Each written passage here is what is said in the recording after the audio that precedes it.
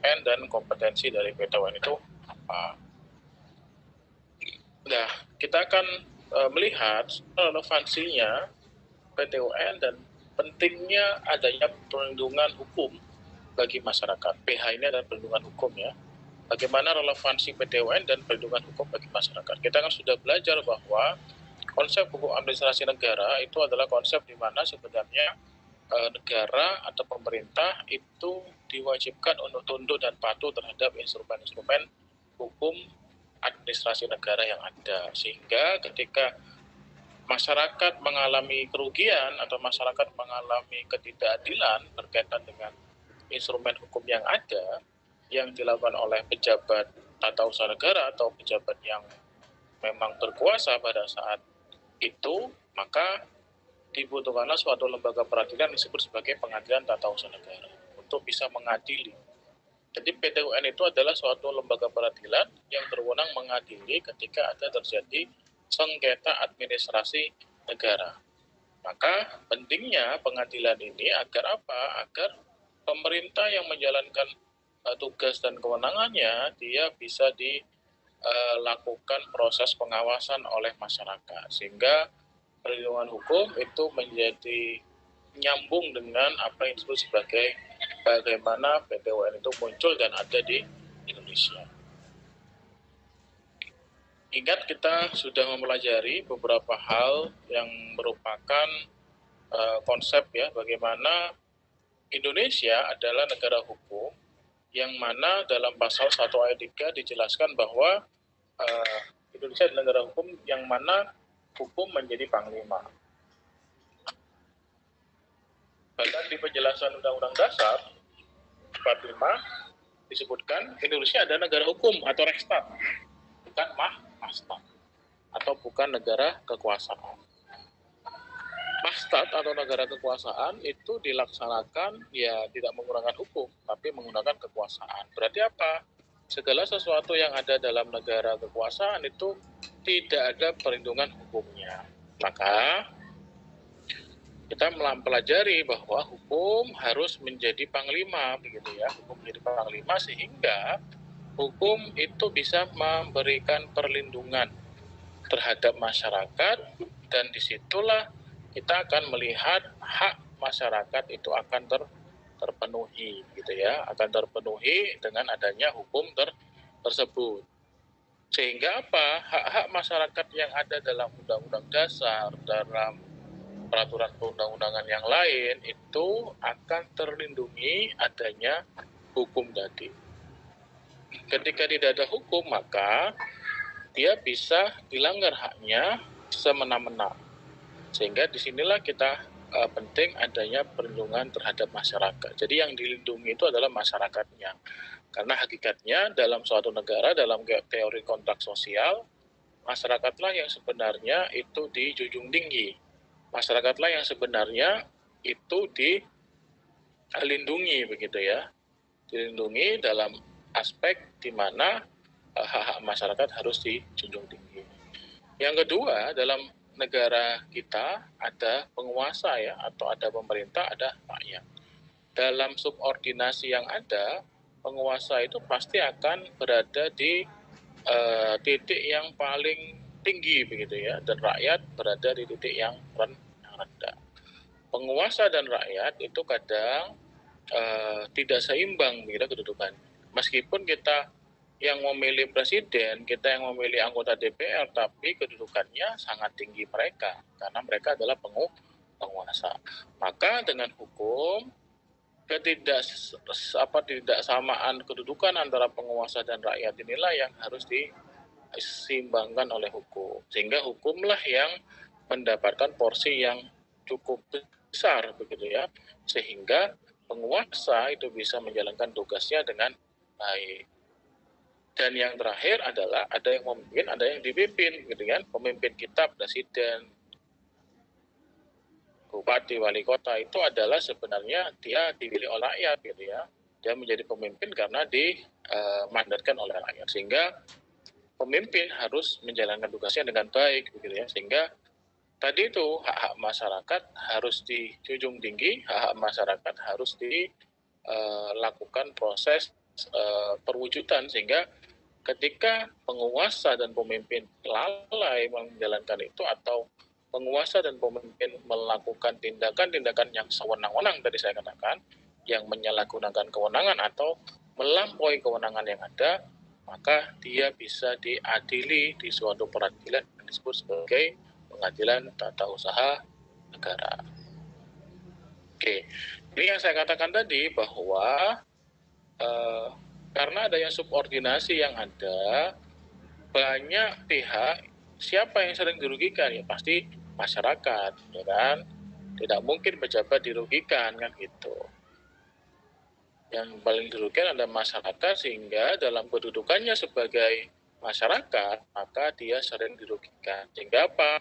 Perlu adanya perlindungan hukum, gitu ya, karena ada kedudukan yang tidak setara antara pemerintah dengan rakyatnya, antara pemimpin dengan yang dipimpin. Maka untuk mengontrol jalannya pemerintahan perlu adanya perlindungan hukum bagi masyarakat. Apa bentuk perlindungan hukumnya? Yaitu dengan adanya pengadilan tata usaha negara dan instrumen hukum administrasi negara. Badan ini dibentuk, atau pengadilan tata usaha negara dibentuk, ini merupakan mempertegas bahwa negara Indonesia adalah negara hukum. Yang saya katakan tadi, negara hukum, panglimanya adalah hukum. Maka ketika ada hal-hal yang dianggap bertentangan dengan hukum, maka dia harus diadili di pengadilan, atau diadili di pengadilan tata usaha negara. Sehingga PTUN ini dibentuk untuk mengadili sengketa administrasi negara, itu mempertegas bahwa gagasan negara hukum itu dijunjung tinggi di Indonesia. Dengan prinsip dan asas yaitu apa? Persamaan di depan hukum, atau equality before the law. Pasal 27 ayat 3, pasal 28 disebutkan bahwa kedudukan warga negara itu sama di hadapan hukum dan pemerintahan. Jadi dalam pemerintahan pun kita juga sama kedudukannya dengan pejabat-pejabat tersebut. Sehingga kalau kita bicara Indonesia adalah negara hukum, maka sebenarnya inilah gagasan bahwa persamaan di depan hukum itu muncul dan ada, sehingga disitulah kita tahu bahwa Indonesia adalah negara hukum yang mana dia membentuk suatu lembaga peradilan. Yang ketiga adalah bahwa adanya peradilan ini sebagai kontrol publik atau pengawasan dari publik. Pengawasan kepada siapa ya? Kepada pemerintah. Bahwa masyarakat yang merasa dirugikan atas adanya tindakan sewenang-wenang yang dilakukan oleh penguasa, maka masyarakat bisa melakukan kontrol terhadap jalannya pemerintahan. Sehingga kontrol dari publik itu merupakan salah satu gagasan utama dalam pengadilan tata usaha negara, sehingga masyarakat bisa punya tempat untuk mengadu, gitu, menjadi tempat untuk mencari keadilan, gitu, di pengadilan. Dan yang terakhir, pengadilan tata usaha negara itu adalah untuk menuntut bahwa penyelenggaraan pemerintahan harus clean government dan good governance. Clean government itu berarti apa? Pemerintahan yang bersih, bebas korupsi, kolusi, dan nepotisme, atau hal-hal yang memang membuat pemerintahan ini menjadi kotor, gitu ya. Jadi adanya clean government dan good governance. Good governance itu adalah tata kelola.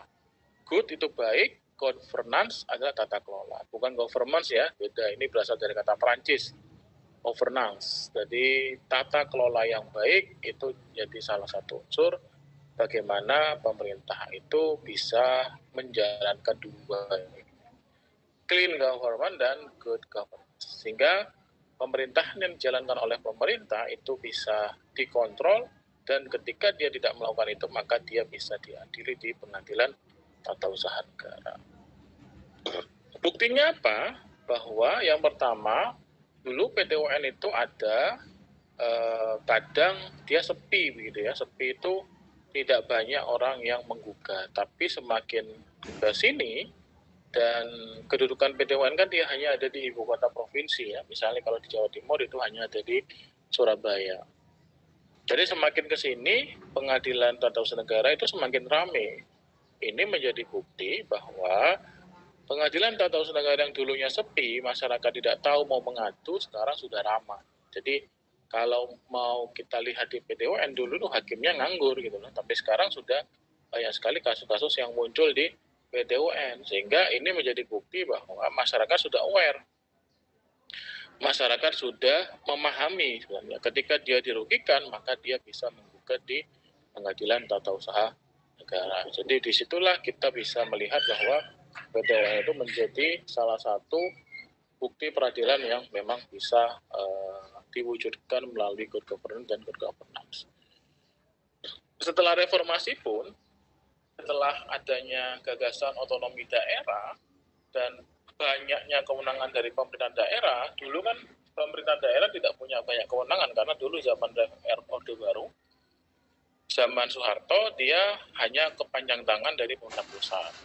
Setelah reformasi muncul Undang-Undang 22 tahun 99 tentang otonomi daerah, disitulah muncul kewenangan yang banyak sekali kepada daerah. Bahkan pada saat itu ada istilah bahwa muncullah raja-raja kecil ya.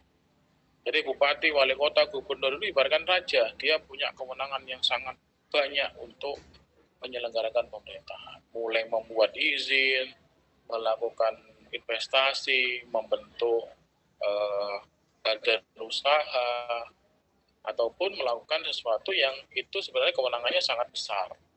Dan ketika kewenangan yang sangat besar ini, inilah yang membuat juga berpotensi pelanggaran juga terjadi, dan korupsi juga terjadi. Bagaimana kita bisa melihat banyak bupati atau wali kota yang korupsi, melakukan korupsi izin misalnya, korupsi sumber daya alam, mentang-mentang di daerahnya banyak, maka dia melakukan penjualan sumber daya alam, jual tambang dan sebagainya, obral izin dan sebagainya. Itulah yang tidak sesuai dengan konsep gagasan otonomi daerah, sehingga disinilah kita bisa melihat bahwa sebenarnya konsep otonomi daerah itu juga banyak yang melihat terjadi penyelewengan. Sehingga disitulah bahwa bukti PT UN itu harus muncul sebagai pengadilan untuk melakukan proses gugatan di pengadilan tata usaha negara. Sehingga dua ini yang menjadi bukti bahwa PT UN itu penting gitu ya, setelah adanya banyaknya gugatan. Yang kedua, setelah adanya penerapan otonomi daerah, itu juga penting untuk masyarakat bisa melakukan proses gugatan di pengadilan atau proses hukum di pengadilan.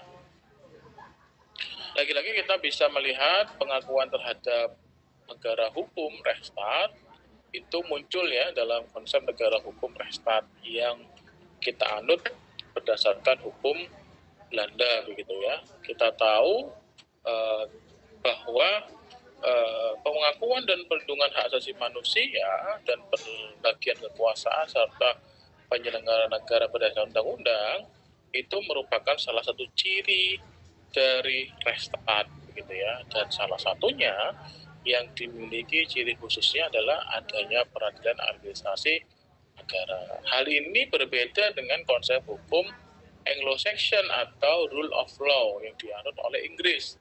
Di Inggris tidak ada namanya peradilan administrasi negara karena Inggris di situ asas yang dipakai adalah asas presiden begitu ya, asas bagaimana putusan pengadilan lah yang menjadi tonggak sejarah dan awal dari hukum itu sendiri begitu ya, karena mendasarkannya pada hukum yang tidak tertulis.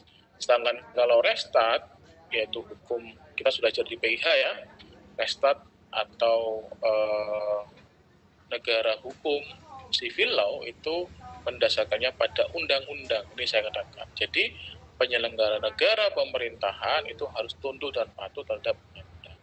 Ketika dia tidak tunduk dan patuh terhadap undang-undang, maka dia bisa diadili di peradilan administrasi negara. Sehingga disitulah kita akan melihat bahwa pengadilan administrasi negara itu ditujukan adalah untuk sebenarnya agar penyelenggara negara taat dan patuh menjalankan undang-undang. Karena hakikatnya konsep negara hukum kita adalah mendasarkannya pada ketentuan hukum tertulis. Sehingga hukum tertulislah inilah yang harus ditaati, dipatuhi dan ketika dia tidak patuh maka dia akan diadili di peradilan administrasi. Itu hakikatnya sebenarnya bagaimana konsep negara hukum kita, kenapa kok ada PT UN atau peradilan administrasi yang sama dengan di Belanda. Ini landasan berlakunya, kita tahu dalam Undang-Undang Dasar Negara Republik tahun 45 di pasal 24 ayat 2 disebutkan bahwa apa itu kekuasaan kehakiman? Kekuasaan kehakiman itu adalah suatu kekuasaan yang dilakukan oleh Mahkamah Agung ya, yang di dalamnya ada peradilannya. Misalnya ada peradilan umum, peradilan agama, dan peradilan tata usaha negara. Peradilan tata usaha negara itu karena dia berada di bawah Mahkamah Agung, maka disebut juga sebagai kekuasaan kehakiman. Dan oleh sebuah mahkamah yang disebut sebagai Mahkamah Konstitusi. Jadi kekuasaan kehakiman hanya dijalankan oleh Mahkamah Agung dan Mahkamah Konstitusi, sehingga dia membawahi lembaga peradilan yang ada. Sedangkan Mahkamah Konstitusi dia tidak ada lembaga peradilan di bawahnya, dia hanya ada di Jakarta karena hanya menangani 5 sengketa. Pengujian undang-undang, kemudian membubarkan parpol, sengketa perselisihan hasil pemilihan umum kayak kemarin, memutus sengketa lembaga negara, dan yang terakhir adalah ketika Presiden melakukan pelanggaran maka MK bisa menyatakan bersalah atau tidak, karena dia tidak punya lembaga peradilan di bawahnya.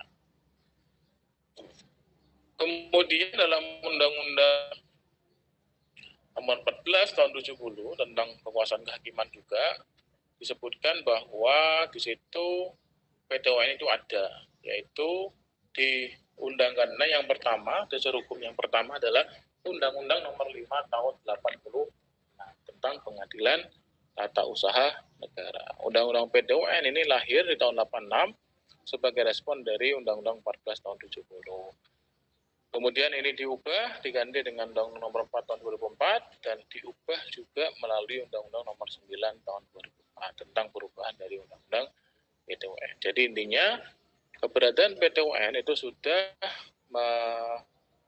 mendasarkannya pada ketentuan undang-undang yang ada dan sudah lama begitu ya, ketentuan undang-undang PT UN ini dilaksanakan.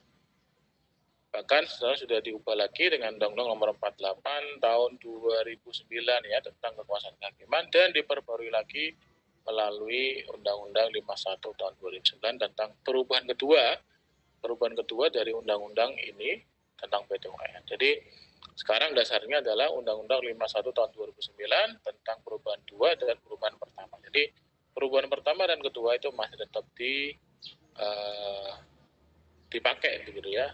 Dan Undang-Undang 5 tahun 86 juga masih dipakai. Sehingga kalau kita bicara lembaga peradilan itu adalah suatu yang berhubungan dengan menegakkan hukum dan keadilan. Jadi pengadilan tata usaha negara itu sebenarnya adalah tempat untuk menegakkan hukum berarti menegakkan undang-undang yang berkaitan dengan penyelenggaraan pemerintahan dan mencari keadilan. Siapa yang mencari keadilan adalah masyarakat ya, karena di Undang-Undang PT UN masyarakat adalah orang yang bisa menggugat. Jadi negara tidak boleh menggugat masyarakat, tapi masyarakat boleh menggugat negara. Itu yang harus dicamkan. Jadi bupati itu nggak boleh menggugat rakyatnya, presiden nggak boleh melaporkan rakyatnya harusnya, karena memang apa? Dari segi strukturalnya berbeda. Dalam Undang-Undang PT UN itu jelas disebutkan bahwa negara atau penguasa tidak boleh menggugat masyarakat, tapi masyarakatlah yang bisa menggugat negara. Makanya dalam Undang-Undang PT UN, penggugat itu pasti harus kedudukannya sebagai orang atau badan hukum atau masyarakat. Tidak boleh yang menggugat itu adalah negara.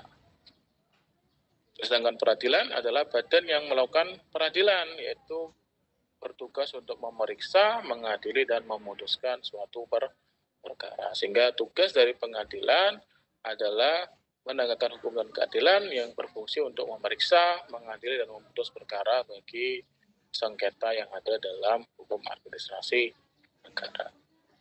Selanjutnya, karakteristik dan lain sebagainya saya akan bahas di minggu depan karena cukup banyak ya, karena PT UN ini perlu saya kenalkan karena dalam proses ke depan kalian nanti akan menemukan mata kuliah yang disebut sebagai hukum acara PT UN itu Yang mana hukum formilnya kalian harus pahami dalam hukum administrasi negara. Yang intinya adalah ketika ada masyarakat yang merasa dirugikan atas tindakan administrasi negara, maka masyarakat bisa melakukan gugatan di PT UN. Nanti apa saja yang bisa dilakukan oleh masyarakat dan kompetensi dari PT UN itu seperti apa, nanti akan saya jelaskan di minggu depan.